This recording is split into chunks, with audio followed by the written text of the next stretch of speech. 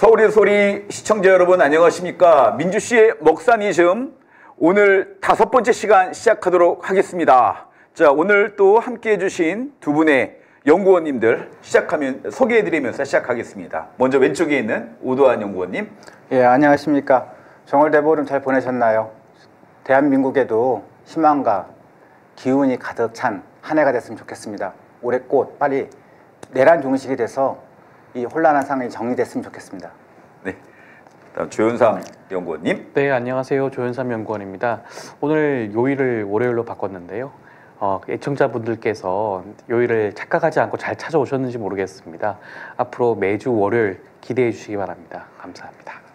아, 그거 내가 하려고 그랬더니 먼저 하셨어요.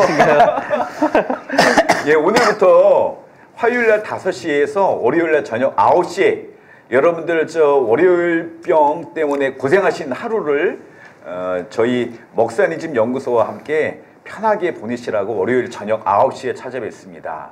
퇴근하고 또 저녁 식사하고 좀 여유 있게 찾아뵈니까 저희들도 훨씬 더 나은 것 같으니까요. 앞으로 월요일 저녁 9시에 함께 해주시길 바라겠습니다. 자, 다음 그럼 이제 첫 번째 저희가 준비한 거 시작하도록 하겠습니다. 화면 주시죠.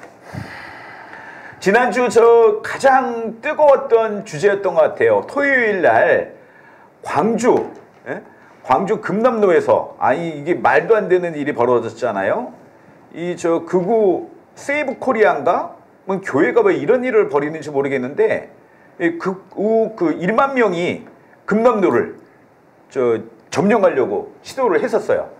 거기에 우리 광주 시민들이 여기는 2만 명으로 나왔는데 제가 알기로는 3만 명 정도 나오셨다고 하던데 우리 광주 시민들이 또 전국에 있는 애국 시민들이 달려와 갖고 금남로를 사수했습니다.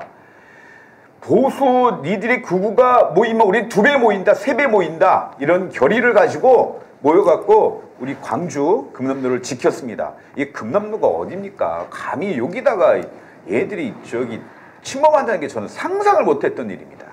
예? 어떻게 보셨어요? 이 보수 언론이 이 얘기하는 그 기사를 보고 제가 너무 놀랐는데 광주가 쪼개졌다 뭐 이런 식의 보도로 헤드라인이 나오더라고요. 그러나 저희들이 이제 확인한 바로는 광주는 역시 달랐습니다. 그 하나였고요. 아무리 민주화의 성질을 더럽히려고 노력했다고 하더라도 광주 시민이 보이셨던 그 민주화 운동의 그 성역들은 의지는 지켜졌습니다. 역시 달랐습니다. 좀 놀랐죠? 이게 지금 장소가 어딥니까? 지금 광주잖아요. 광주가 계엄군으로부터 피해를 받은 마지막 지역이기도 하죠. 맞습니다. 그때 피해를 입으신 많은 분들 여전히 생생하게 기억하시는 분들 많습니다. 그런데 어디 감히 지금 광주에 지금 이런 탄핵 찬성하는 탄핵을 반대하는 거죠. 탄핵 반대하는 이런 집회가 열린다. 그리고 굉장히 극우적인 단체가 모여가지고 목소리를 낸다. 그것도 지금 외부에서 광주관이 외부에서 대형 버스를 동원해서 많은 사람들이 모였다는 거 아니겠습니까? 그 자체가 어떻게 보면 굉장히 위협적인 모습이기도 해요. 과거에 공수부대가 어떻게 돌았습니까? 외부에서 막 광주로 진입을 했잖아요. 그런 걸 연상시킬 정도의 그런 모습입니다.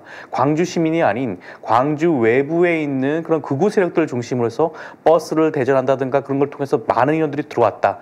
굉장히 위협적이었음에도 불구하고 저는 성숙한 광주 시민들이 별다른 충돌 없이 성숙하게 이번 집회를 마무리한 게 아닌가 생각이 듭니다. 사실은 또 이게 가장 또 이슈가 됐던 게 그 전한길이라는 이 약간 지금 이상한 양반이 갑자기 세이브 코리아 쪽에 껴들어서 그 부산, 대구 그리고 광주로 오겠다는 거 아닙니까? 오겠다고 했고 왔고 그래서 전환길 때문에 사실은 더 기분이 나빴던 것 같아요. 소위 역사를 가르친다는 사람이 그렇게 5.18 정신을 뻔히 알고 있는데 또 자기 입으로 또 5.18이 굉장히 뭐 역사적으로 의미가 있고 광주 시민한테 고맙다고 하면서 그 5.18 광주 금남로에서 그런 윤석열 지지를 하는 발언할 수가 있습니까? 구태타를 일으키는 사람한테 참 말도 안 되는데 그래서 오늘 전환길이 왜 이렇게 하는지 한번 석석들이 저희가 좀 한번 같이 파헤쳐보는 시간도 좀 가지려고 합니다. 예. 그래서 사실은 저 전환길이가 내려온다니까 황현필, 역사를 역사답게 제대로 가르친다는 황현필 강사가 굉장히 열받았어요. 이 황현필 씨가 누구냐면은 여러분들 저기 그 국회 앞에서 탄핵 그 요구를 하는 집회를 할 때 이 황현필 씨가 아침에 커피하고 샌드위치를 저 옷 입으시는 분한테 무제한 또 이렇게 쐈던 분 아닙니까? 그리고 저 이분 강의를 많이 들었는데 굉장히 그 올바른 그다음에 역사의 아주 강사로서 대단히 훌륭하신 분이세요. 이분이 뭐라고 했냐면 내란숙의 지지자들이 민주주의 대표도시 광주에서 집회를 열었다.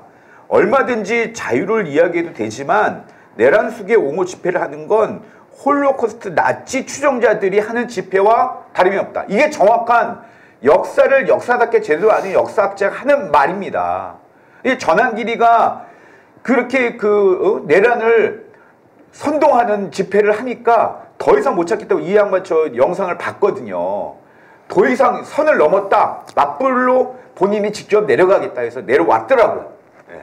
황현필 좀 아세요? 황현필. 예, 저도 강의 많이 들었습니다. 예. 이분 이번에 연설하신 내용 중에 이런 얘기가 있더라고요.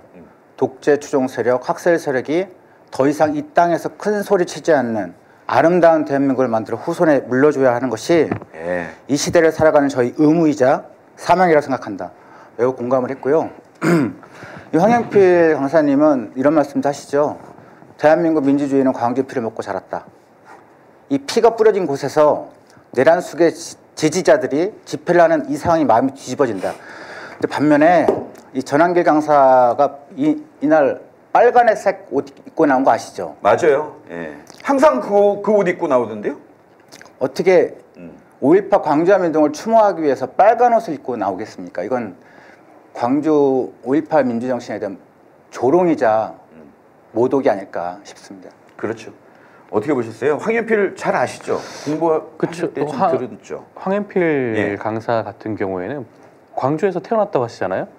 광주에서 그 당시에 부모님께서 창문에 무슨 못질을 하는 것을 자기가 보고 기억을 한다라고 할 정도니까 본인 스스로는 이미 광주 당시에 그 모습을 생생하게 기억을 하고 있는 겁니다. 그렇습니다. 그런데도 불구하고 전환길 강사 같은 사람이 사실상 광주를 모욕하기 위해서 이러한 집회를 열고 집회에 와서 너무나 엉뚱하고도 말도 안 되는 주장을 하니까 아마 화가 받칠 수밖에 없으셨을 것 같아요. 네, 예, 맞습니다. 이게 많은 그 광주 시민이 그 황현필 강사의 말에 공감을 했을 것 같고요. 광주 시민뿐만 아닙니다. 전국에 있는 많은 국민들도 공감을 하지 않았을까라는 생각이 듭니다. 사실 황현필 강사가 좋은 말씀 많이 하시는데 지금까지 정치적인 어떤 뭐 무대에 나와서 마이크를 잡거나 아니면은 정치적인 이야기를 한 적이 별로 없어요. 없어요. 한 번도 없어요. 근데 이번에는 전환길이가 하도 이상한 짓을 하니까 본인이 영상에 올렸어요. 더 이상 못 참겠다. 선을 넘었다. 본인이 광주 내려가겠다라고 얘기를 하면서 이번 집회에 참석을 한 거거든요. 그랬더니 전환길이가 쫄았어요. 다음 화면 보시죠. 예. 얘가 그 다음 화면 보시고요. 예. 저 전환길이가 광주 가갖고 80년 광주 시민 덕에 예? 우리가 이만큼 산다. 또 이런 말을 해서 무섭긴 무서웠는지 예?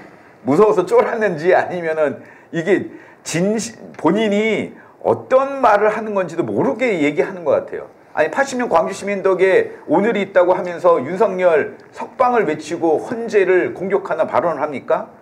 이상한 좀 정신이 이상한 건가요? 아니면은 왜 전환길이가 이런 이야기를 한다고 생각하세요?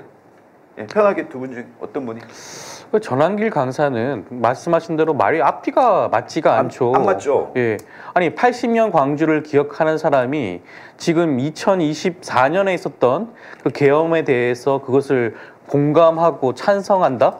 그리고 탄핵에 대해서 반대한다. 국민을 상대로 총을 겨눈 계엄군을 내보낸 그런 자에 대해서 앞뒤가 전혀 맞지 않는 말을 하고 있기 때문에 그 자체가 논리 모순이라고 할 수가 있죠. 저는 전환길 강사가 과거에는 내가 그래도 이러한 80년 광주를 기억하는 사람이니까 나는 올바른 사람이야 라는 것을 강조하기 위해서 광주를 이용하는 것뿐이다. 진심은 전혀 아니다라는 생각이 들 수밖에 없어요. 만약에 80년 광주를 기억하는 사람이라면 지금 윤석열의 이 모든 행동에 대해서, 행위에 대해서 공감을 할 수가 없습니다. 어떻게 87년 헌법 체제에서 단 한 번 있었어요. 계엄 선포라는 것은 계엄 선포와 내란형이 단 한 번 있었던 그 행위를 한 자에게 어떻게 공감하고 동조할 수가 있겠습니까? 저는 80년 광주를 이용하고 있다라는 생각이 듭니다. 전환길이가 왜 이렇게 이상한 짓거리 하는 것 같으세요? 다른 내가 듣고 싶은 답이 안 나와서 그래 지금. 아마 다른 뜻이 있는 것 같은데 단순하게 구독자 수가 뭐 50만에서 네. 오늘 봤더니 125만 명이더라고요. 2달 사이에. 확 늘었네. 75만 명이 늘었죠. 유튜브 전업에 돈 벌려고. 돈 벌려고? 아 그것도 있다고 봐요. 있을 수도 있겠지만. 왜냐하면 이 전환길이가 공무원 그 시험 강사잖아요. 제가 알고 봤더니 요새 옛날에는 9급, 7급 공무원 시험이 굉장히 폭발적인 인기였는데 재작년부터 공무원 9급, 7급 시험이 인기가 좀 옛날같이 않다는 거예요. 그래서 작년 말에는 뭐 이 전환길이가 강의했던 회사가 공무원 시험의 어떤 과목을 줄였다는 거예요. 메가스터디. 그러니까 이게 보니까 이 수입이 줄 것 같으니까 아예 유튜브로 전업하려는 거 아니야? 아니 이런 실제적으로 그런 말들이 있어요. 왜냐면 실제로 공무원 시험이 좀 줄고 있어서 앞으로 다른 수입 창출을 노리는 거 아니야 유튜브로? 이런 생각도 있고 또 한 가지 오늘 제가 여러분들하고 여러분들한테 좀 보여드릴 게 있어요. 이건 전 100% 맞다고 보는데 전환길이가 정치할 생각이 분명합니다. 왜 그런지 제가 볼게요. 전환길이가 어디 출신인지 다음 화면 보시죠. 전환길이가 경산이에요. 대구 옆에 경산이라고 있습니다. 경산 용선면 출신인데 경산에 기부를 많이 해요. 꾸준하게 하고 있습니다. 다음 화면 보시죠. 그뿐이 아니라 경산에서 특강도 여러 번 해요. 즉 경산을 물론 자기 출신 고향에다가 뭐 기부하고 뭐 베푸는 게 뭐 나쁜 일이겠어요. 근데 최근에 하는 걸 보니까 좀 이상하단 말이에요. 그래서 얘네 흔적을 찾아보니까 기부도 하고 특강도 하고 뭔가 있다. 그래서 국민의힘의 의원이 누군가, 경산 지역의 지역구 의원이 누군가 다음 화면 보시죠. 보니까 조지현 1987년 초선 의원이에요. 영남대 출신의 초선 의원이더라고. 즉 이게 무슨 말인지 아시겠죠? 대구 경북 지역에서 가장 약한 나름 여기 그 텃밭 아닙니까? 그냥 공천만 받으면 국회의원 되는 거예요. 거기에서도 초선 제일 약한 의원 그 다음에 좀 조지현이라고 들어봤어요? 못 들어봤죠. 못 들어봤죠. 청와대 행정관 출신. 그러니까 지금 힘이 약하다 생각하는 만만하거든. 그래 요번 기회에 그냥 대놓고 스타가 된 다음에 다음 아마 대선에 전환길이가 엄청 중요한 역할 맡을 거예요. 그 다음에 다음 경선에서 조지현 내가 보기엔 날릴 것 같아요. 추론이 저도 이제 동의를 하는 이유가 이분이 조지현 의원님이 보니까 청와대 행정관 출신이더라고요. 저쪽죠. 그렇죠. 저희들이 알고 바에는 근데 이분이 김건희 여사 라인이라고 알려져 있어서 그래요? 이번에 이제 날아가면 다 같이 날아갈 거 아닙니까? 그래서 그리고 또 저희 대구 경북은 그 경선이 되게 중요하거든요. 경선에서 중요한데 사실은 조지현이 경선을 안 했을 거예요. 안 하고 아마 최경환하고 붙어갖고 이겼는데 최경환 뭐 사선 의원을 이겼다고 하지만 사실은 국민의힘 내부에서는 햇병아리거든요. 그러니까 만만한 거예요. 내가 경산 출신인데 보니까 조지현 이거 내가 인기 스타에서 한번 엎으면 되겠는데? 근데 지금 전환길이가 국민의힘을 거의 먹여 살리고 있잖아요. 나는 이거 100% 그럴 것이다 예측합니다. 같은 대구 출신 조윤삼 연구원 어떻게 생각하십니까? 저 뭐 경산도 제가 좀 잘 알기도 하는데 대구 바로 붙어 있는 위성도시 같은 곳이어가지고 많이 얘기하세요. 예, 알고 있긴 한데 글쎄요, 저는 만약에 정치에 대한 생각이 있다는 것도 저는 뭐 충분히 공감을 할 수가 있고요. 저는 그것도 그렇고 또 하나는 뭐 지금 사실 정광훈 목사보다 전환길 강사 얘기를 더 많이 하지 않습니까? 요즘 사람들은 예. 더 많이 하고 귀에도 더 쏙쏙 들어오는 말도 하는 것 같아요. 보수 극우 진영 입장에서는. 그래서 어떻게 보면 무슨 유튜브니 뭐니 이런 것도 있겠지만 전광훈 목사의 다음 자리를 노리는 게 아닌가? 약간 전광훈 목사가 사실상 극우 보수 세력에서는 약간 어둠의 대통령 같은 그런 위치에 있잖아요. 지금 끝났대요. 그러니까 그 자리를 이제 전환길 강사가 노리는 게 아닌가? 아니 지난번에 네. 그 윤상현하고 누구지? 윤상현하고 누구가 정강훈 집회에 안 나오고 청계천 집회에 가서 앞으로 저기 변호사 있잖아요.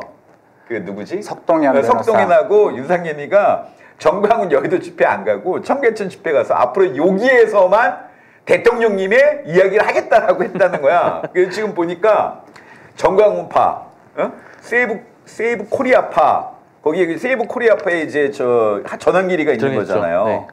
거기 그 다음에 또 청계천파 파가 한 3-4개로 갈라졌어. 그래서 정광훈이가 독설이 더 심해졌더라고. 지들을 공격하더라고. 예. 원래 옛날부터 저 진보가 분열을 망하고 보수는 부패를 망한다는데 이제는 부패와 분열을 둘 다 망할 거예요 아마. 예? 제가 쟤들 무너지고 있어. 취재한 바로는 예, 이 관련 기사를 좀 찾아봤는데요. 2025년 1월 5일 날 이 전환길 강사가 부산의 세계로 교회에 참석을 해서 간증과 강연을 해요. 그래서 지금 우리가 알고 있는 그렇죠. 그 일반적인 얘기들 이 이제 지금 보수 쪽에서 이번 세이브 코리아에서 했던 그 홈페이지를 들어가 봤더니 1월 6일 날 기자간담회를 합니다. 영입한 후에 이 부산 세계로 교회가 여의도파예요. 그리고 전광훈이는 광화문파. 광화문파 아마 광화문파. 그렇죠. 이 두 목사 양쪽 교회가 서로 충돌이 됐고 극우 유튜버 분들이 전광훈 목사 쪽에 많았답니다. 그래서 이 여의도파 쪽에 있는 세이브 코리아 쪽에서 영입을 한 거죠. 유튜브 세력을 보완하기 위해서. 확실하게 영입됐네. 이게 기사 취재한 거 일이고요. 이 지금 전환길 강사가 작년에 이제 2023년도에 특강 중에 이런 얘기예요. 자기가 젊었을 때 대통령 꿈이 있었다. 근데 왜 접었냐를 얘기하면서 황수관 박사 얘기를 하더라고요. 그래서 그분이 이제 국회의원 출마를 하기 위해서 하니까 그걸 이제 찾아가서 왜 그만두냐 이런 얘기를 하면서 이렇게 얘기를 해요. 국회의원 그거 하나 하려고 이 귀한 길을 버리고 간단 말인가라고 특강을 합니다. 근데 이분은 정작 본인 스스로가 국회의원을 하기 위해서 여태까지 역사 강사로서의 어떤 긍지라든지 명예를 버린 거죠. 지금 제가 봤을 때는. 역사 강사라기보다는 이제 와서 보니까 그냥 밥 빌어 먹으려고 말재주 하나 믿고 그동안 용기 버틴 것 같아요. 느낌에. 왜냐면 역사학자라면은 역사 강사면 역사학자로서의 어떤 기본적인 역사 철학이 있을 거 아니에요. 이렇게 왔다 갔다 표리부동하고 자기의 정치적인 이익을 위해서 학문을 악용하는 사람이 어떻게 제대로 된 강사였겠어요. 그분이 그러잖아요. 그 표가 그거 아닙니까? 그분 유명한 말. 성공하려면 미친 자가 되라.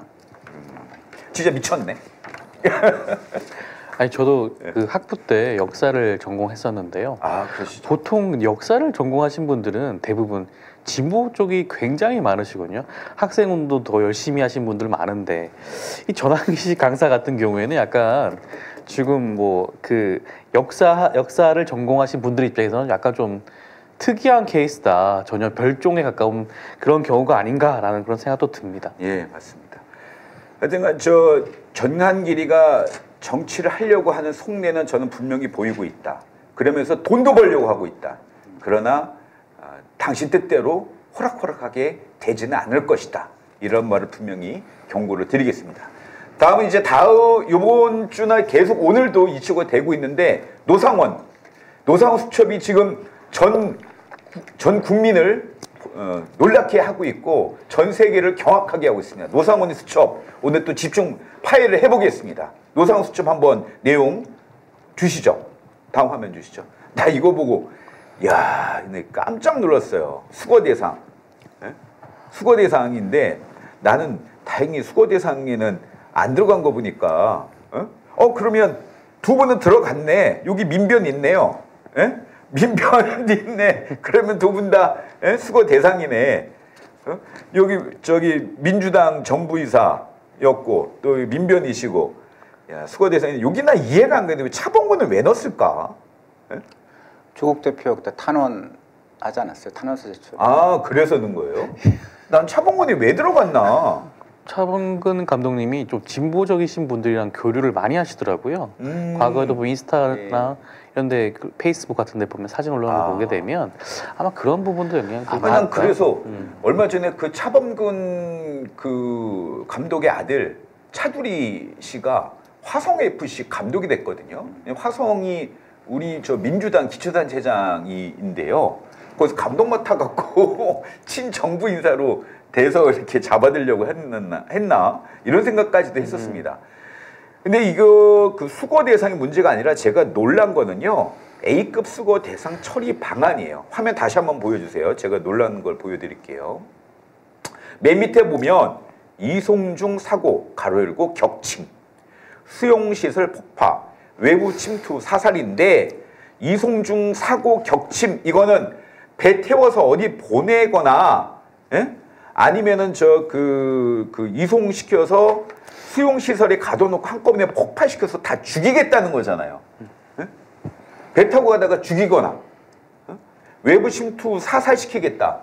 북한을 위장해서 이 말이거든요. 특히 배 태워서 어디 섬에 보내서 한꺼번에 죽이겠다라는 뜻이거든요. 실제로 이 다음 화면 보시죠. 노상원이가 이거 한겨레에서 단독으로 두 기사가 나온 건데 노상원이가 사격 폭파 요원 추천해라. 그다음에 잠자리 폭발물, 화학약품. 그 여기 보세요. 치밀한 수거 계획이 되어 있어요. 이거 수거 계획이 뭔지 아세요? 놀라웠게도 제가 다음 화면 보시겠대요. 이게 MBC가 다음 화면 봐주세요. 이게 MBC 화면을 봐야 되는데요.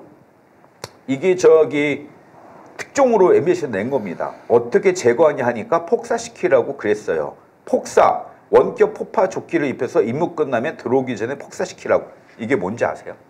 자, 아까 A급 수거 대상자들을 배에 태우거나 어디 섬에 보내서 폭파시켜서 죽인다고 했잖아요. 배에 격침을 시켜 죽인다거나. 그러면 누군가는 시켜서 이걸 해야 될 거 아니에요. 그게 뭐 707이 됐던 아니면 북파 공장원이 됐던 H대이가 뭐 됐던 시키는데 그러면 걔들도 흔적이 남잖아요. 문제가 있을 거 아닙니까? 얘들도 죽이라는 뜻이에요. 즉 우리 군인들도 그 작업을 했던 애들을 다 죽이겠다, 죽여라, 원격 폭파 조끼를 입혀서 죽이라는 뜻이에요. 이게 참 말도 안 되는 소리죠. 예? 근데 이게 제가 말씀드릴게요. 요거 말씀드릴게요. 얼마 전에 한 몇 달 전에 레바논에서 하마스 대원들 수천 명이 갑자기 그 조그만 무선 이동 기계에서 폭발 나갖고 몇십 명이 죽고 몇천 명이 다친 사건이 있었어요. 기억나세요? 네. 예? 기억나시죠? 근데 그때 이스라엘이 이거를 미리 거 안에다가 칩을 넣어서 한 번에 이걸 폭발 버튼 눌러서 죽였다는 거 아닙니까? 근데 지금 나오는 정보로는 원격 폭파 조끼가 이게 뭐냐면 조끼를 입혀요. 근데 이 조끼가 이거를 갖다가 이제 방탄 조끼니 아니면은 사람을 보호하는 조끼라고 속여서 특수부대원한테 입힙니다. 입히면 얘네들이 핸드폰을 비화기를 준다는 거예요. 원래 계획은. 비화기를 줘서 처리했습니다.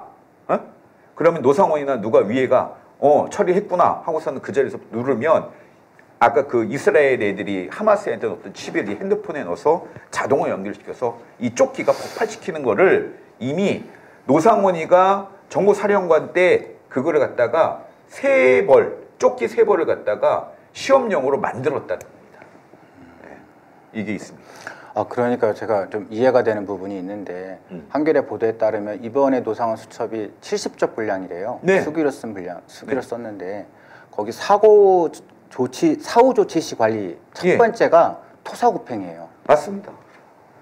치밀한 수거 계획, 잠자리 폭발물, 화약약품 이거는 사격 폭파 요원에게 A급 수거 대상인 사람들을 단체로 몰살시키고 그 대원마저도 폭사시키려고 했던 치밀한 작업을 준비했다. 노상원이가.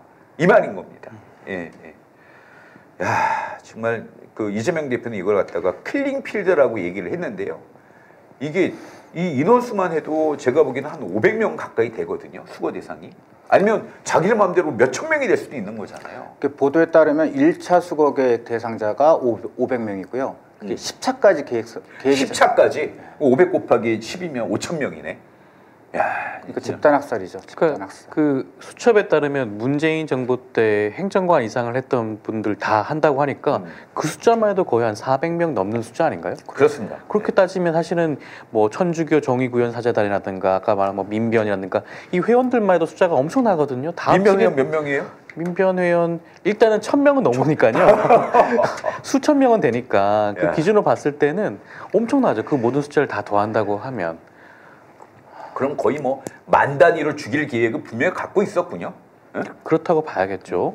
그리고 지금 뭐 여러 가지 보도에 따르면 이것이 그냥 자기들 자체적으로 정보사 요원들을 통해서 하는 것도 있고 북한과 어떻게든 연계해서 과거 총풍처럼 그렇게 하려는 거 아니냐라는 그런 의혹도 지금 여전히 남아 있으니까 전 이 부분도 계속해서 수사와 조사가 이루어져야 되는 게 아닌가.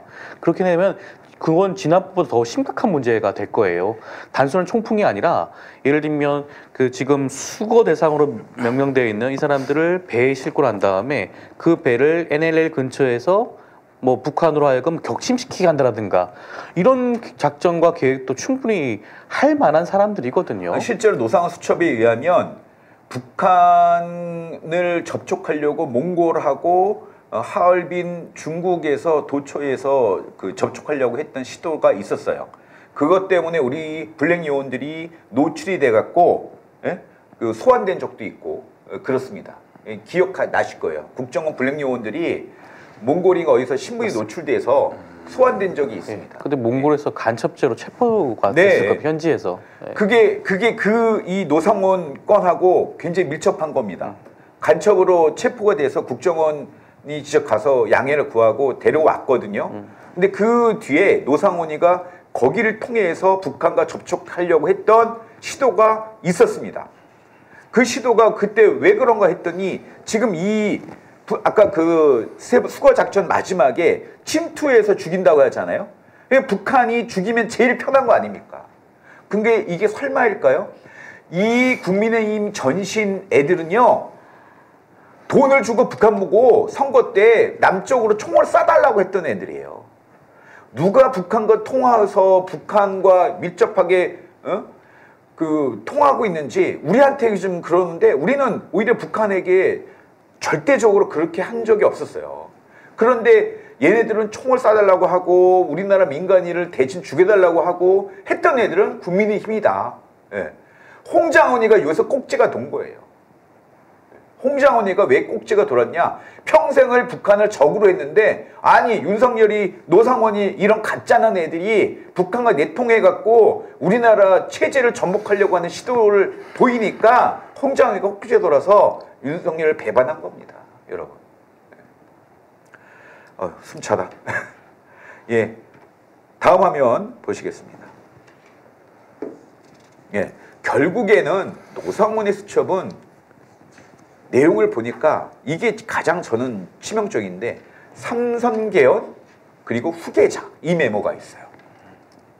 삼선개헌하고 후계자 그 다음에 국회의원 수를 절반으로 줄이자 이게 있어요. 예, 이거 의미심장한 거 아닙니까? 예? 그렇죠. 이건 박정희 그 유신 독재도 감히 상상하지 못했던 삼성개헌 네, 못했던 거죠. 이 수첩 안에 이제 나와 있는 이 치밀성 그리고 이 수첩이 수기를 썼다는 거는 사실 이것이 발각될 것을 염려해서 이런 부분들이 다 수기를 썼다는 얘기일 텐데 그것도 그렇지만 누군가와 상의하면서 그렇죠. 썼을 가능성이 있는 거죠. 같이 하면서 했기 때문에 이 수첩이 갖고 있는 법률상 의미는 내란 살인죄 적어도 예비 음모죄로 처벌할 수 있는 근거가 되는 아주 중요한 단서입니다. 네. 이 부분은 반드시 이 수첩의 작성자가 누구고 이 작성에 관여한 자가 누구이며 여기에서 따라서 역할 분담을 서로 의논했던 그 내용들에 대해서 아주 엄밀하게 수사가 이루어져야 됩니다. 이거는. 결국 국회의원 수 반으로 줄이고 삼성 개헌한 다음에 평생은 또 눈치 보이니까 후계자를 세우려고 노상원 수첩에 후계자라는 표시가 분명히 있었어요. 그러면 윤석열이 삼선 해먹고 후계자는 누굴까요? 여러분 상상 딱 오시죠? 누굴 것 같으세요? 예? 정답을 말씀해 주시죠. 예, 다음 화면 보겠습니다.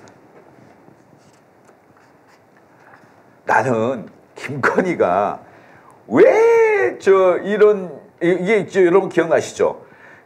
영부인 즉 대통령의 퍼스트 레이디는 이렇게 경찰들한테 구체적인 행정 지시나 행정 명령을 할 수가 없어요. 법적 지위가 없습니다. 맞죠? 그럼요. 예, 네. 맞죠? 절대 못하죠. 근데 이 모습 보세요. 이거 완전 지시하고 실제로 지시를 그때 내렸어요. 기억나시죠? 그때 뭐 우리가 미쳤다 난리나 쳤다 그랬잖아요. 근데 이걸 좋아해. 이런 사진을 좋아해. 김건희가. 난 왜 그런가 했어. 어? 내가 제 입으로 후계자 김건희란 말은 안 했어요. 왜 그럴까? 김건희가 왜 이런 지시하는 영상을 좋아할까? 나는 이런 의문을 오늘 갖게 되는 거예요. 에? 이게 사진 이런 한두 개가 아니야. 청와대 대통령실 요번에 윤석열 대통령 내고 대통령실 사진의 절반 이상이 윤석열 사진이 아니잖아요. 김건희 사진이 제일 먼저 올라오잖아요. 난 그게 왜 그런가 했어요. 아주 꼼꼼하게 이미지를 김건희의 이미지를 영도력 있는 지도자 뭐 이런 그런 걸로 좀 보고 있었던 거 아니에요? 어떻게 생각하세요? 이게 사실 제가 너무 과하게 나갔나? 이 다음 기사도 이제 보면서 생각이 드는 게 후안 페론 그 아르헨티나 대통령의 영부인이었던 에비타가 생각이 나더라고요. 그분이 이제 자기가 그 복지 행정 관련돼서 실질적으로 권력도 사용을 하고 이후에 부통령에도 지명에도 한번 도전했었잖아요. 그런 것이 연상이 되더라고요. 네. 그 다음 화면 보시고 우리 조윤삼 여고관님 얘기 좀 들어볼게요. 저는 이게 왜 이것도 처음에는 아니 뭐 그냥 만났으니까 하는 말이겠지 했는데 지금 보니까 그냥 한 말 아니에요. 김건희 씨는 본인이 이때 이미 본인이 대통령이라고 생각을 하고 있으니까 이런 말을 할 수가 있지 않았을까요? 어떻게 지금 본인을 주인공으로 영화를 만들어 달라고 그런 말을 뻔뻔하게 다른 사람들 있는 입장 앞에서 그렇게 할 수가 있는지 납득이 안 되는데 아까 말씀하신 것처럼 후계자 김건희 설득력 있을 것 같아요. 어떻게 보면 부부가 지금 연달아서 지금 육성까지 하겠다는 그런 엄청난 계획을 세우고 있었던 거 아닙니까? 아니 박찬욱 감독이 김건희 영화를 만들면 아니 김건희가 스타 되겠지. 삼성 개헌에서 윤석열이 독재 정권인데 모든 국민들이 강제로 박찬욱이 만든 김건희 영웅 영화를 보러 갔으면 김건희 스타 되고 영웅 되는 거죠. 에? 그러면 후계자가 못 될 법이 어딨어요. 근데 왜 이런 일이 벌어지고 쿠데타가 왜 작년 말에 있을까? 저는 천공이 지시한 것 같아요. 자 보시죠. 천공 이야기 다음 화면. 천공이 뭐라고 했냐면 2025년도에 통일된다고 했어요. 통일. 이게 무슨 말이냐면 친일 쿠데타 물론 지금 나오는 건 명태균 게이트 얘기 나와서 우리가 한번 명태균 게이트 집중 분석 한번 해보긴 할 텐데 2025년 통일이 된다. 이거 깜짝 놀랐어요. 그럼 결국에는 올해 지들이 독재국가 만들어서 올해 국민들의 불만을 북한과 전쟁을 통해서 통일시킨 다음에 잠재우고 삼성 개헌하고 후계자 세우겠다는 이런 시나리오가 의외로 착착착 맞아떨어지고 있다. 이런 생각이 들었습니다. 몰랐죠? 천공이 25년 통일해야 된다고 했던 거. 천공이 모든 걸 지금 얘기하고 있는 거였네요. 네. 8월 15일 광복절날 뭐 핵보유 방침을 선언해야 한다라고 이미 본인 스스로가 말을 해버렸네요. 맞습니다. 이 계획대로 할 생각이었을 수도 있겠다는 생각이 듭니다. 그래서 작년에 그 윤석열 대통령의 이른바 8.15 독트린이라고 해서 그 광복절 경축식 날 한 말 있지 않습니까? 그대로 읽어드릴게요 한번. 자유통일에 대한 국제적인 지지를 확보하기 위해서 국제 한반도 포럼을 창설하겠다. 국내적으로는 통일을 위해서 이 대목이 저는 주목이 같은데 국내적으로는 우리 스스로 자유에 대한 가치관과 역량을 확고히 하고 자유사회를 교란시키는 허위 선동에 맞서야 한다. 그리고서 이 사람들, 이 윤석열 대통령이 딱 이 단어가 나와요. 선동과 날조로 국민을 편갈라 그 틈에서 이익을 누리려는 대만 집착할 따름입니다. 이들이 바로 우리 앞길을 가로막는 반자유 세력, 반통일 세력입니다. 그러니까 이게 천공이 8월 14일 날 얘기한 거거든요. 그리고 15일 날 비슷하게 윤석열이가 8.15 광복절에 이 이야기를 했어요. 비슷한 얘기를.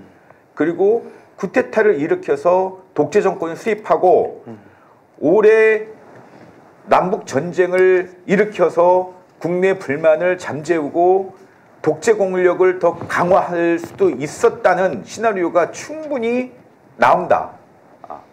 지금 이게 그냥 거짓말 같았는데 이 노상훈 수첩을 보니까 장난 아니에요. 의외로 굉장히 꼼꼼하게 계획되어 있습니다. 실제로 삼성계열의 모델은 그렇게 자기네가 싫어하는 중국 모델입니다. 그잖아요? 네? 아니 중국 싫어하면서 시진핑을 꿈꿨어요. 대한민국에서. 네? 야, 이게 말이 됩니까? 예, 오늘 이렇게 해서 노상원의 수첩과 노상원의 후계자는 과연 누구일까 우리가 알아봤고요. 그다음에 이거는 여러분들이 관심 있을 것 같아서 해놨는데 다음 화면 보여주시죠. 탄핵 심판이 10차 변론까지 그때 저희가 한두 차례 8차 끝나고 한두 차례 더 될 수도 있다는 예상을 했는데 예상대로 됐어요. 저희 예상대로. 예. 그러면서 이제 많은 분들이 이거 어떻게 되는 거야? 불안해 하시고 그러면은 헌재 선거 언제 되는 거야? 이렇게 얘기하시는데 물어보시는데 예. 한번 두 분 의견 좀 듣고 싶습니다. 이거 왜 들어준 것 같아요? 한덕수는 그때 증인 신청 채택 안 했는데 우리가 처음에 헌재가 다시 채택을 했잖아요. 예. 저는 당초에는 원래 채택을 안 했었죠. 근데 네. 추가적으로 채택을 해준 이유가 추정컨대 네. 지금 윤석열 측에서 계속해서 무슨 절차상의 문제를 지적하고 있잖아요. 그리고 나중에 이걸 이유로 초유의 인용 결정이 나오더라도 뭔가 불복할 것처럼 그런 모습을 보여주고 있으니까 한덕수든 누구든 간에 윤석열이 주장하고 있는 일부 증인에 대해서 이를 채택해서 일단은 증인 신문을 진행을 하자라는 게 아닐까라는 저는 생각이 들고요. 저는 한덕수 총리든 그 누구든 출석을 해서 증인 신문을 하더라도 윤석열이 원하는 답이 나올 가능성은 낮지 않을까라는 생각이 드는 것이 한덕수 총리의 경우에는 사실 그 전에 이미 국무회의가 제대로 되지 않은 그런 취지로 이미 입장을 발표한 적도 있거든요.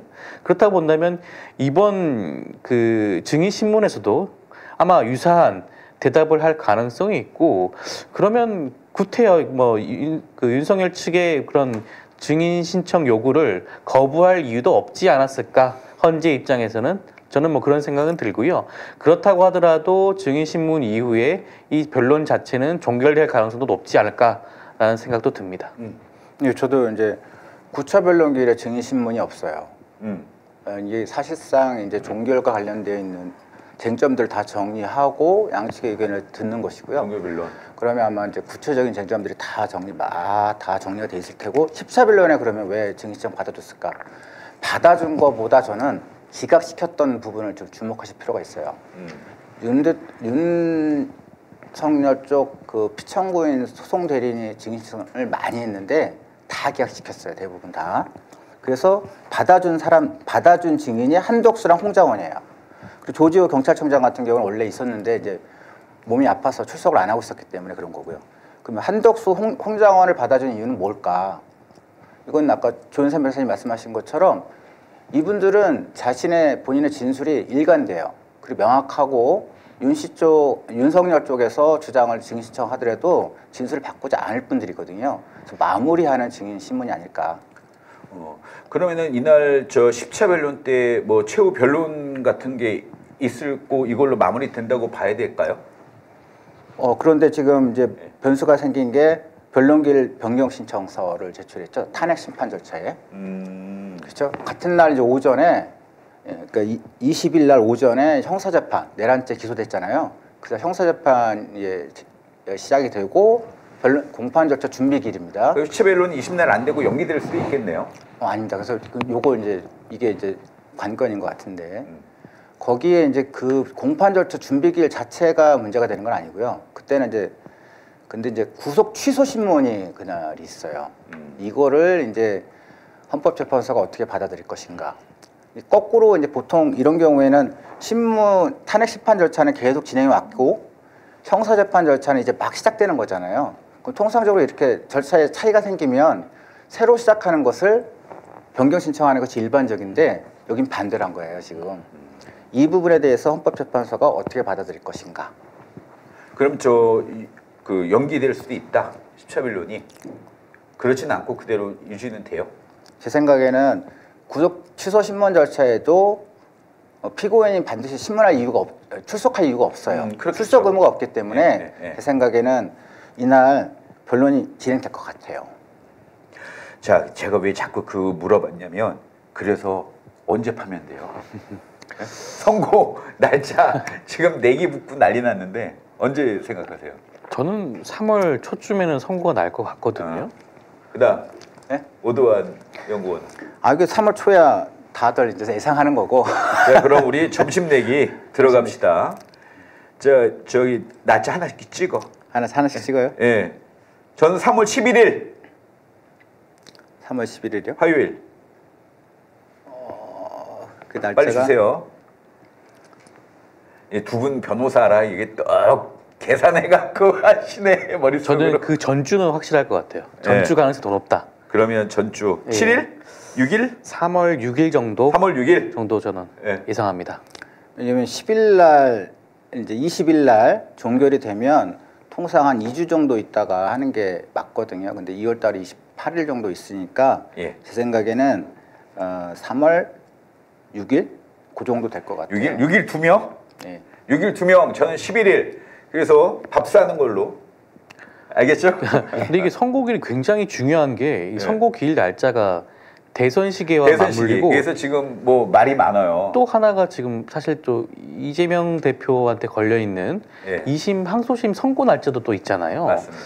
이게 여러 가지 복합적으로 얽혀 있기 때문에 사실은 하루라도 빨리 하는 게 좋죠. 선고한 게 없어. 그래서 일부 지금 뭐 의원들, 국회의원들이나 일부 우리 당 지지자분들이 이런 얘기를 하는 거예요. 빨리 되면 2달 뒤에 보니까 사전 투표율이 뭐 샌드위치에서 연휴 기간이 길대요. 예, 그래서 좀 늦춰서 선고되는 게 낫다라고 하는데 전 그렇게 생각하지 않습니다. 사전 투표 우리 국민들이 뭐 놀러 가서도 어디서도 할 수 있어요.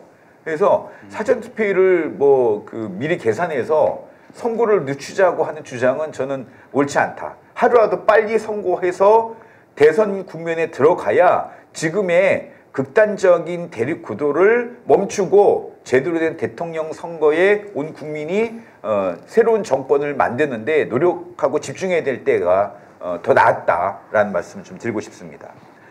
다음 보시죠. 그래서 이거 지금 박범계 의원은 4일로 예상을 하는데 두 분은 6일, 저는 11일. 그래서 하는데 8대0 전원 인용은 대부분 다 똑같은 것 같아요. 두 분도? 8대0? 이게 8대 그러니까 처음부터 8대0이 아닐 수는 있는데 저는 외부에 공표할 때는 8대0을 만들 것 같습니다. 이게 어찌됐건 헌법재판소 결정 자체가 혹시라도 뭐 7대1, 뭐 6대2 이렇게 나오는 순간 엄청난 외부적인 극렬한 보수, 강경 지지층들로부터 공격을 받을 수가 있거든요. 그렇죠. 저는 그런 것도 아마 헌법재판관들이 염두에 두고 충분한 논의를 할 것 같아요. 그래서 만약에 6대2 이렇게 7대1 이렇게 나온다고 하더라도 그전에는 사실적으로는 근데 결론적으로는 8대0으로 의견이 모아지지 않을까라는 생각이 듭니다. 저는 약간 그러니까 결론은 같아요. 근데 과정이 좀 약간 의견이 좀 다른데 제 생각에는 헌법재판관님들이 지금 구구 쪽에서 공격을 많이 받았잖아요. 심지어 이번에 광주에서 저 그거 너무 쇼킹했는데 광주에서 인민재판소 이런 말을 하고 빨갱이 이런 말을 했단 말이죠. 그리고 울산에서 탄핵반대 집회에서는 똑같이 이제 나경원 의원 같은 경우에는 좌파 카르텔 이런 단어까지를 들었어요. 근데 저는 이제 헌법재판소 재판관님들이 어떤 정치적인 성향이라든지 이런 것에 좌우될 분들 같지는 않고 적어도 보편적인 일반적인 저희들 법조인의 양식을 갖고 있는 사람이라면 이 사건에 대해서는 무조건 탄핵에 인용이 돼야 됩니다. 아무리 봐도 누가 돼도 어떤 지역이나 정당이나 정책 성향과 무관하게 이런 사건은 무조건 다 인용을 할 수밖에 없는 사안이에요. 저는 그래서 오히려 헌법재판소장님이 이 탄핵 사건을 하면서 헌법재판소가 헌법소로에서 얼마나 중요한 역할을 하는지에 대해서 절실히 느끼셨을 것 같아요. 그래서 오히려. 더 단호하게 명쾌하게 판결문을 작성하셔가지고 탄핵, 대통령 윤석열을 탄핵한다. 파면한다. 파면한다라고 주문을 선고하실 것 같아요. 아, 그 장면 지금 벌써부터 기다리고 있습니다. 기대하고 있습니다. 다음은 이제 지금 갑자기 뜨거워지는 이슈가 하나 있는데요. 이재명, 우리 민주당이 추경을 제안해서 정부가 추경을 논의를 이제 정부하고 본격적으로 하는데 저희가 전 국민 25만 원을 소비 쿠폰으로 지급하는 걸 지금 추진하고 있어요. 소비 쿠폰을 지역 화폐로 넣어서 지급하는 것을 추진하고 있고 전 국민 25만 원에다가 하위 계층에는 추가로 10만 원을 더 추가하는 거를 추진하고 있는데 말들이 많습니다. 말들이. 다음 한번 보시죠. 그 내용인데 이재명표 전 국민 25만 원 재추진 친명계 마중물 만들어야 엄호합니다. 35조 슈퍼 추경안 당 안팎 비판 제기 이렇게 돼 있는데 지금 이게 그 무슨 말이냐면 그 전 국민 25만 원은 복지가 아닙니다. 자꾸 그 주위에서 이 25만 원을 왜 가난한 사람한테 줘야지 왜 전 국민한테 주냐 하는데 이거를 우리가 지금 생각하는 거는 복지가 아니에요. 복지는 위에 잘 사는 사람들의 일부 세율이나 이걸 조정해서 그 하위 계층한테 취약계층한테 지급하는 건 복지인데 이거는 지금 우리가 이번에 추경에 추진하려고 하는 거는 경제 성장률이 심각하게 안 좋기 때문에 이걸 내수 회복을 통해서 경제 성장률의 마중물 역할을 하게 하자라는 경제 정책으로 이걸 준비하고 있는 거예요. 예. 그런데 다음 화면 보시죠. 예. 이게 그래서 박찬대 원내대표가 정확하게 이야기를 했습니다. 이거는 내수 활성화 정책이다. 예? 민생 회복 지원금 이거는 단순한 복지가 아니고 내수 활성화를 위한 경제 정책이다. 이 얘기거든요. 예? 근데 자꾸 이상한 얘기를 해요. 다음 화면 보시죠. 예. 김동연 경기도지사를 비롯해서 몇몇 당내 인사가 25만 원 반대한다. 어려운 계층을 촘촘하게 두텁게 하는 게 맞다. 이런 복지 얘기를 하고 있어요. 갑자기. 예? 제가 얘기했잖아요. 이거 복지가 아니라니까요. 왜 그러냐. 경제가 지금 모건 스탠리가 1.5% 경제 성장률 얘기하고 지금 수출길도 막히고 트럼프가 지금 관세 엄청나게 부과하는데 우리 정부가 대통령도 없고 해갖고 대응도 못해서 엉망이고 수출도 안 돼. 경기는 안 좋아.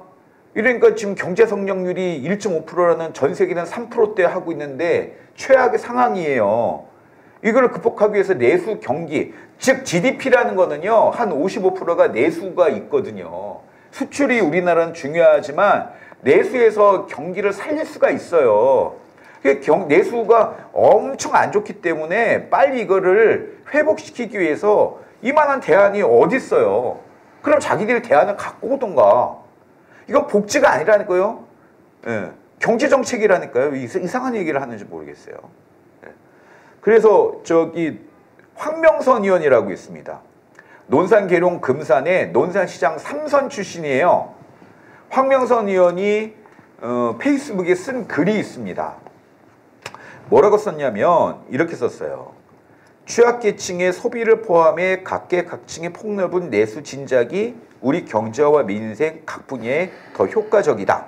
이게 무슨 말이냐면 자 보세요.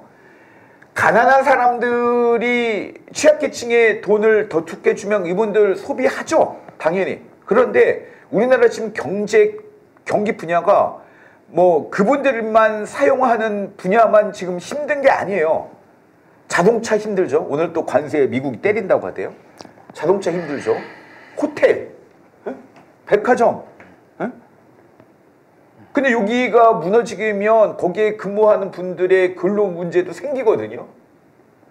그러니까 저소비 계층도 어렵지만 고소비의 분야도 지금 굉장히 어렵습니다. 관광 안 되고. 에? 그래서 전반적으로 다 두텁게 골고루 효과적으로 내수 경기가 진작에 되게끔 쓰기 때문에 애둘러 내수 활성화 대책이라고 하는 겁니다. 복지가 아니라. 예? 그래서 그러면 여기 황명선 의원이 빗대어서 얘기했네요. 우리 당의 광역 기초 정부가 과감한 복지 정책으로 보완해 주십시오. 최악 계층의 민생 고통을 꼼꼼히 살펴봐 주십시오. 그러니까 이 말은 뭐냐면 지사, 경기도지사님 그렇게 어려운 걸 잘 알면 경기도 돈으로 두텁게 취약계층 보호하시면 될 거 아니에요. 복지하시면 될 거예요. 복지 더 하시면 될 거 아니에요. 이 얘기입니다. 민생을 회복하고 경제를 성장시키는 고심 끝에 나온 마중물 역할입니다. 그러면 정부나 국민의힘이나 정부가 지금 우리나라 경제 상황을 살릴 수 있는 대책을 갖고 오라니까요. 대안을 갖고 오세요. 안 갖고 와.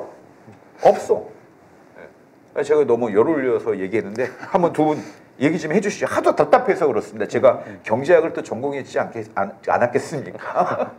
예. 저는 이번 민생회복지원금 지급의 문제는 사실은 그만큼 경제가 어렵다라는 걸 반증하는 것 같아요. 네, 많이 신속하게 어렵습니다. 빨리 투입을 해야 되는 문제가 있기 때문에 네. 되는 문제고. 맞습니다. 그리고 파주시랑 광명시 같은 경우는 벌써 10만 원씩 다 지급을 했지 않습니까?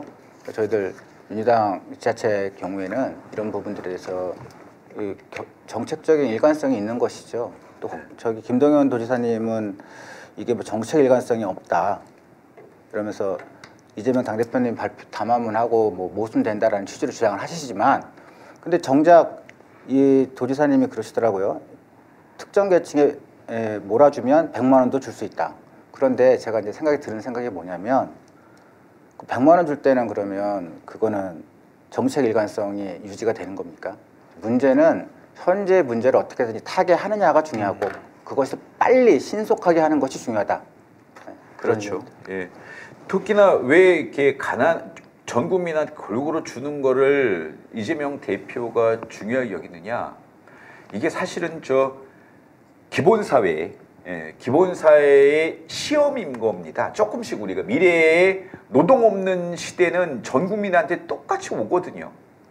노동 없는 시대에 똑같이 와서 전 국민이 똑같이 근로소득, 노동소득이 줄 수밖에 없어요. 물론 일부 자본가는 틀리겠지만 1% 뭐 몇 퍼센트의 0.1%의 초 AI 부자들은 틀리겠지만 노동시간이 줄 수밖에, 노동의 소득이 줄 수밖에 없어요. 그래서 이거를 시험해보는 역할도 좀 충분히 있다. 예. 그 무엇보다도 아까 얘기했듯이 이게 복지정책이 아닙니다. 예. 전 소장님이 정확한 부분을 지적했다는 생각이 드는데요.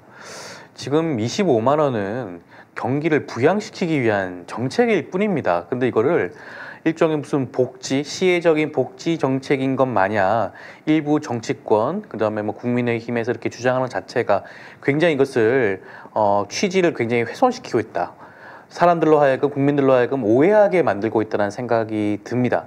모든 국민에게 25만 원 정도의 그런 지급을 해야지만이 우리나라의 경기가 부양이 될 수가 있다는 측면에서 이걸 주장하는 것이거든요. 복지는 별개입니다. 복지를 우리가 없애자는 게 아니에요. 기존에 있는 복지 정책 그대로 유지하고, 김동연 지사님이 말씀하시는 것처럼 취약계층에 대한 복지는 더욱 두텁게 하면 되는 겁니다. 그건 그대로 가고 경제 정책은 정책대로 가자는 거죠. 근데 여기에 대해서 이것을 겹쳐서 하나로 생각할 필요는 없다. 라는 말씀을 좀 드리고 싶습니다. 예, 맞습니다. 참 경제, 그다음에 국방, 외교, 안보 다시 한번 말씀드리지만 이거를 이재명 대표의 말이 틀렸다라고 생각하지 마시고요. 지난번에 국회에서 한 교섭단체 대표연설 전문을 제발 보십시오. 말 바뀐 거 없어요. 외교, 안보, 경제, 민생에 골고루 정확한 본인의 입장과 본인의 철학, 그다음에 구체적인 실현 방안까지도 내놨습니다. 이거 궁금하시면 지난주 민주시의 먹사니즘 연구소 다시 한번 보시기 바랍니다. 그때 우리가 또 이재명 대표의 교선 연설문을 꼼꼼하게 그쵸. 우리가 살펴보지 않았습니까? 예, 충분히 검토가 되실 거라고 보고요. 예, 오늘까지 지금까지 오늘 준비한 순서는 모두 끝났습니다. 예, 월요일 저녁 밤늦게 여러분과 함께 하게 됐는데요. 이 시간대가 좋으시죠? 더 많은 홍보와 알람 설정해 주시고요. 그 다음에 좋아요, 댓글 부탁드리겠습니다. 더 열심히 하겠습니다. 예, 두 분 오늘 끝으로 한 말씀씩. 예. 벌써 10시가 넘었네요.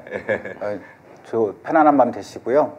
오늘 밤이라도 저희 국가에 대한 걱정 같은 것 좀 덜고 편안한 수면 취하셨으면 좋겠습니다. 네, 다음 주 월요일 저녁 9시에 다시 인사드리겠습니다. 예. 예, 그러면 시청자 여러분 다음 주 저녁 9시에 뵙겠습니다. 편안한 밤 되세요. 새로운 여론조사, 빛의 혁명, 여론조사의 혁명, 여론조사 빛. 매주 금요일 오전 10시 대한민국에서 가장 빠르게 서울의 소리가 전하는 가장 빠르고 신뢰도 높은 여론조사 해설. 미래를 만드는 우리의 선택. 여론조사 빛과 함께하세요. 서울의 소리와 윈지코리아가 함께하는 신뢰할 수 있는 여론조사. 대한민국에서 가장 빠르게 한국갤럽 조사 결과를 분석해드립니다. 속 시원한 해설로 대한민국의 미래를 밝힙니다. 여론의 흐름을 가장 먼저 읽고 대선 판도를 예측합니다. 매주 금요일 대한민국 정치의 방향을 예측합니다. 신뢰할 수 있는 분석과 함께합니다. 대한민국의 희망을 전합니다. 당신의 선택이 우리의 미래를 만듭니다. 여론조사 빛과 함께하세요. 매주 금요일 오전 10시 여러분을 만나러 갑니다.